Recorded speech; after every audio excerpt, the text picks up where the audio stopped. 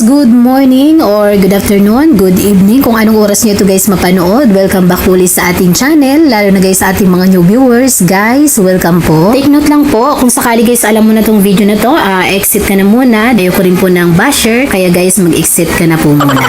Ating video ngayon ay para lang po ito guys sa may mga maraming account post sa Facebook. Bagay na bagay po ito sa inyo guys, kaya panoorin nyo po ito hanggang dulo. At guys, ang tutorial or video na to ay para lamang po sa mga gumagamit po ng Huawei or Samsung. Di ko lang alam guys sa ibang brand po ng cellphone kung meron na po silang ganito sa kanilang settings po. Dahil guys yung na-try ko lang or nasubukan ko lang yung Huawei at Samsung po.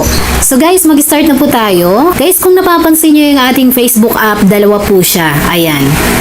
Bali po yung isang Facebook po dyan, nakalagin po yung aking pinaka main account. I-tap po natin guys. Ayan. Tingnan natin dito guys yung aking pinaka main account. Ayan. At guys, mag-exit po tayo dito. Titingnan naman natin yung laman po ng isang Facebook app po natin. Dito naman guys, nakalagin po yung Facebook po ng aking anak.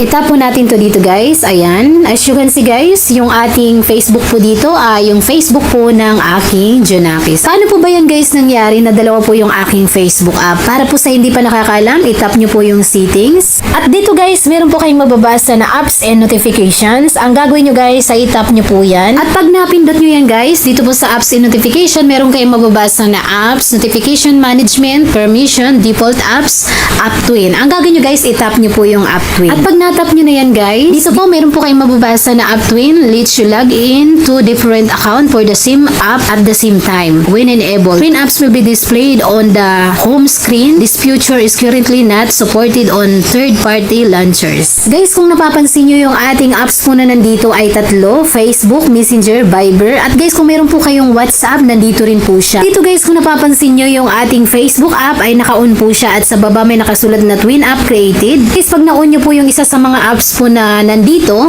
mati po yan guys na magkakaroon po siya ng Twin.